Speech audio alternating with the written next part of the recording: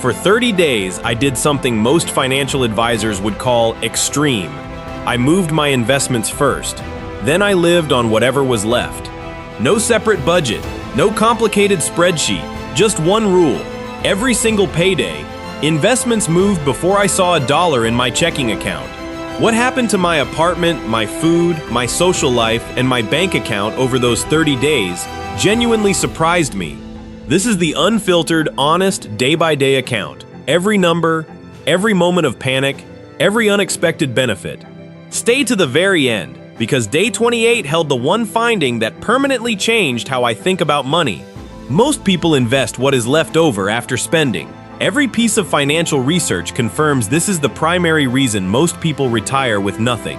We tell ourselves we will invest more next month. Next month becomes next year becomes next decade becomes never. The average American household saves 3.6% of their income. The average millionaire consistently saves and invests over 20%. That gap explains everything. The problem is not discipline, it is sequence. Spend then invest requires willpower every single month. Invest then spend requires only one setup decision. I wanted to test the most extreme version of this principle on myself. Not theory, not a simulation, a real 30-day live experiment on my actual finances. The setup, payday arrives. I immediately move 35% of my net income to investments before touching anything else. $1,750 gone instantly. Day 1 reaction, mild panic. My checking account has less in it than I have seen in 2 years. This already feels different. Day 3, grocery shopping with a tighter budget. I bought what I needed and skipped what I wanted. Spent $58 less than my usual weekly shop. Day 5, first real test. Coffee shop with a friend. I ordered a regular coffee instead of my usual $9 oat milk latte. Saved $6. Felt nothing. Day 7, something unexpected. I stopped feeling the checking account constraint as painful. I started feeling it as structure. Week 1 total, spent $340 less than my typical week without feeling deprived once. The constraint was working silently in the background. Day 8, social event. Drinks with 4 colleagues. I had 2 drinks instead of 4, spent $34 less, still had a genuinely great evening. Day 10, the interesting thing, I stopped thinking about money as something to spend. I started thinking about it as something to allocate. Day 12, a dinner invitation to an expensive restaurant. I went, ordered modestly, enjoyed the company fully, spent $55 less than I normally would have.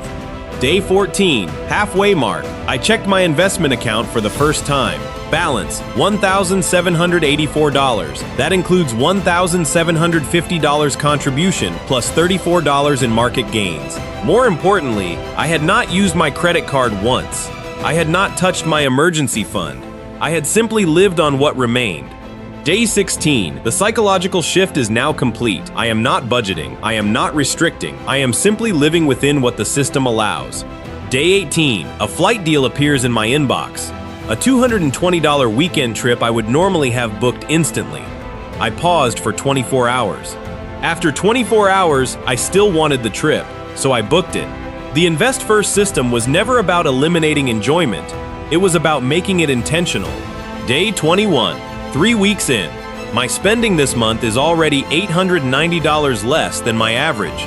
For the same period in previous months, Day 24, the social comparison trap appeared. A colleague mentioned their new car. For the first time in years, I felt genuinely indifferent.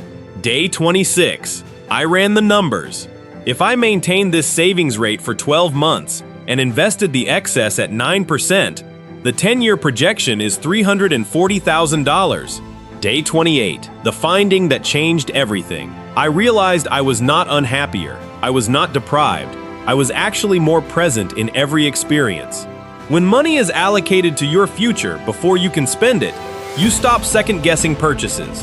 What is left is yours. Spend it guilt-free. Day 30, final day. Total invested this month, $1,750. Total additional savings versus previous months, $890. Zero new debt. Emergency fund untouched. Here is what I keep thinking about now. If I had started this system 10 years ago, not 30 days ago, What would the number look like today? At 9% annually over 10 years, that extra $890 per month becomes an additional $171,000 from one behavioral change, one payday sequence reversal. The best time to start investing first was 10 years ago. The second best time is your very next payday, not next month, your next one. Here is exactly how to set up the Invest First system, starting with your very next paycheck. 4 steps, takes 15 minutes. Step 1, decide your starting percentage. If 35% feels impossible, start at 10. The sequence matters more than the amount. Increase by 2% every quarter. Step 2, set up an automated transfer on the same day as your paycheck. Most banks allow payday-triggered transfers. This is a 5-minute setup call or app configuration. Step 3, let the checking account constraint do the budgeting for you. You do not need a budget. The system creates the constraint automatically. Step 4, do not look at the investment account for 30 days. Trust the process. Your only job is to live within what remains in checking. If the first month feels tight, reduce the percentage by 5 points, not to 0. The goal is to keep the sequence intact, not the exact number. Would I do this again? I already have. Invest First is no longer a 30-day challenge. It is my permanent financial operating system. This experiment did not just add money to my investment account. It fundamentally changed the relationship I have with every dollar I earn.